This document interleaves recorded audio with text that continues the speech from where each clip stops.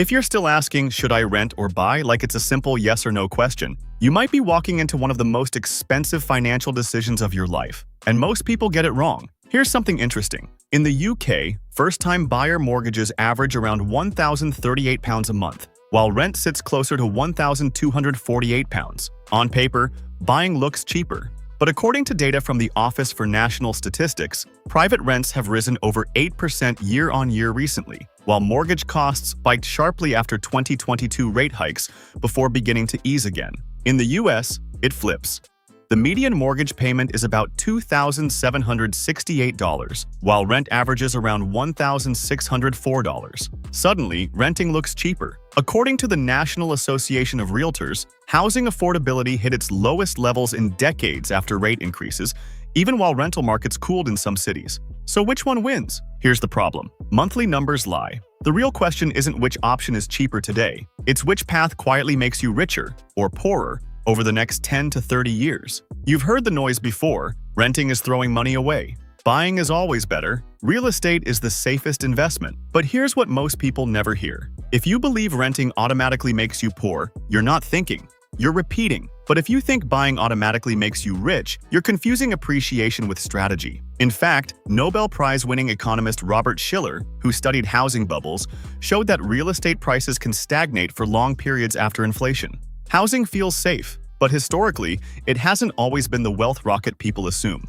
What actually matters is why you're choosing and when you're choosing. Because both renting and buying can build wealth, and both can quietly destroy it. Not because of the market, not because of interest rates, but because most people don't fully understand what they're signing up for. So today, I'm not telling you what to do. I'm giving you the 7 things you must understand before you decide, so your housing choice supports your financial freedom instead of limiting it. Stay with me until the end, because the final point is the one almost everyone overlooks. And once you see it, you'll never look at the rent versus buy decision the same way again. Welcome back to the Financial Freedom Insider, where we strip money decisions down to structure, incentives, and reality. No hype, no slogans, just frameworks that help you think clearly and choose intentionally. If you care about financial freedom more than financial appearances, subscribe, turn on notifications, and let's get into it. Number 1. Your primary home is not a pure investment. Here's the first uncomfortable truth. Your primary home is not the same as an investment asset. Yes, homes can appreciate. Yes, owners build equity.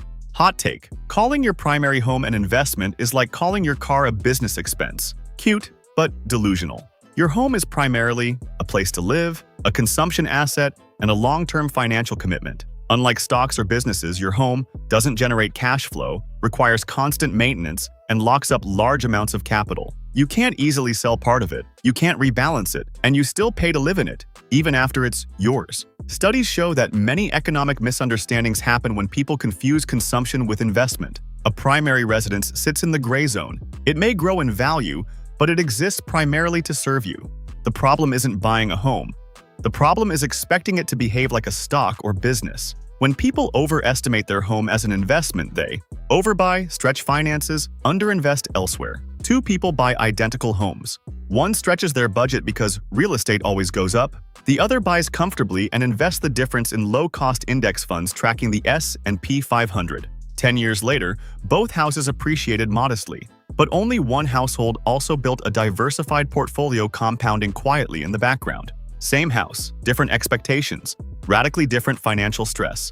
And here's the key transition. If your home isn't a pure investment, then the way its costs behave matters even more. Number 2. Rent and buy have very different cost structures.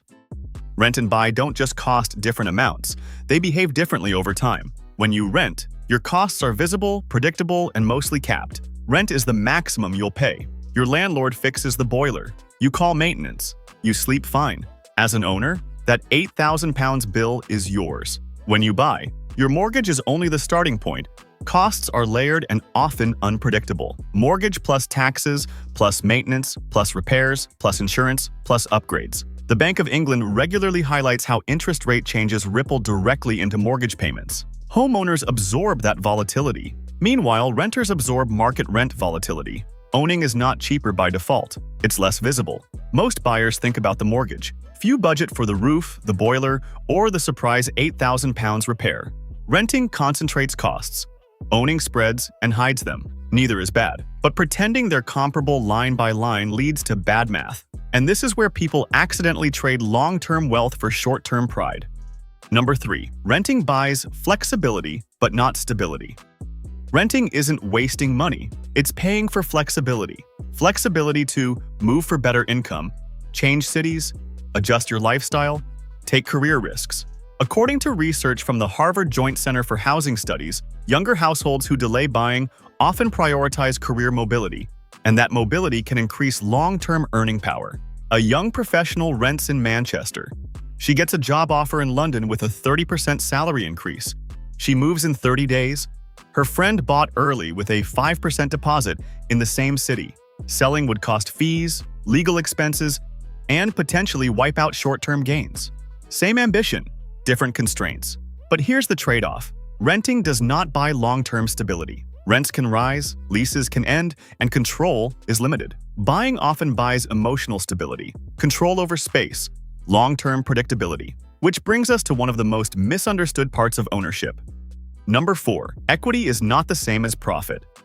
This is one of the most misunderstood concepts in personal finance. Equity feels like wealth, but it's not the same as profit. Equity is illiquid, locked, and only accessible if you sell or borrow. And accessing it often comes with fees, taxes, new debt. A home can gain value on paper, while costing you real cash every month.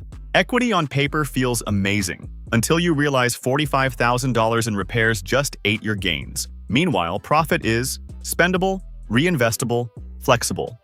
This is why someone can be house rich and cash poor at the same time. Many homeowners feel wealthy when Zillow says their house is worth more, and then finance cars, kitchens, and lifestyle upgrades against that paper gain. Remember this: equity is accounting wealth. Profit is deployable wealth.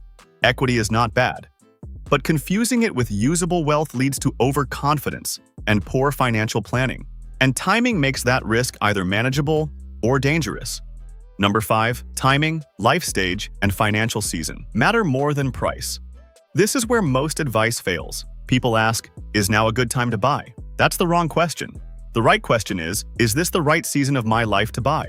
Author Morgan Housel explains. The biggest financial risk is taking the wrong risk at the wrong time. Buying at the wrong time doesn't just cost money, it costs options. Buying too early can lock you into the wrong location, limit career upside, delay investing. Buying too late can miss years of forced saving, increase housing insecurity. After the 2008 crisis, many who bought at peak valuations waited nearly a decade in some regions just to break even in real terms.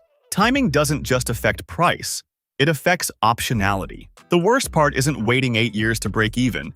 It's staying in a job you've outgrown because moving feels expensive. So there is no universal timeline. A 25-year-old with high career volatility needs flexibility. A 40-year-old with stable income may value control. And once you understand timing, you have to confront the silent factor most calculators ignore. Number 6. Opportunity cost can matter more than price. Opportunity cost asks, what else could this money be doing? A $60,000 down payment invested at 7% over 30 years becomes roughly $456,000. That's not theory, that's basic compound math. And that's not small, that's a second retirement account. A down payment tied into a home could have been invested in index funds, used to build a business, preserved for flexibility. Buying may build equity, but tying up capital early can slow wealth creation elsewhere. Conversely, renting without investing the difference wastes the advantage. This is where discipline matters. Renting only wins if the flexibility is used well. Buying only wins if the commitment aligns with your goals. Wealth isn't built by avoiding costs. It's built by choosing which costs are worth paying. And that leads to the final truth. Number 7. There is no correct choice, only alignment. This is the truth most people don't want to hear. There is no universally correct answer. Renting can be smart. Buying can be smart. Both can also be terrible if misaligned with your goals. The right choice depends on your income stability, your career trajectory, your mobility needs, your investing discipline, your long-term freedom plan. Behavioral economist Daniel Kahneman showed that humans are heavily influenced by social proof. If everyone around you is buying, renting feels wrong, even if it's strategically correct for you. The worst decision is not renting or buying. The worst decision is choosing based on social pressure, fear, Old rules. Someone else's life. If you don't know your 10-year direction, any housing decision will feel uncertain. Because uncertainty isn't about markets, it's about identity. Recap: the 7 truths. Before you decide to rent or buy, understand this. Your home is not a pure investment. Rent and buy have different cost structures. Renting buys flexibility. Buying buys stability. Equity is not profit. Timing and life stage matter more than price. Opportunity cost is real. There's no right answer, only alignment. Same market, different structure, different outcome. Immediately after watching this video, do this. Write down your 10-year freedom goal. Calculate your true housing costs. Identify what flexibility is worth to you. Decide what you value more right now: stability or optionality. Stop asking, "What should I do?" Start asking, "What aligns with where I'm going?" Highlight the financial conditions that must be met before you buy. The market won't ruin your financial future. Misalignment will. Most people don't get poorer because they rented or bought. They get poorer because they followed advice that wasn't built for their life. Here's the real question. What if the rent versus buy debate isn't about housing at all, but about how early you start making aligned financial decisions? In the next video, we're breaking down why millions are stuck in the financial purgatory without even realizing it, and what they need to do to get out. You can't miss this one. If this helped you think more clearly, like the video. Share it with someone facing this decision. Subscribe and turn on notifications. And comment below. Are you renting, buying, or undecided, and why? We read every comment. We reply to the top ones. Because financial freedom isn't about copying answers. It's about asking better questions.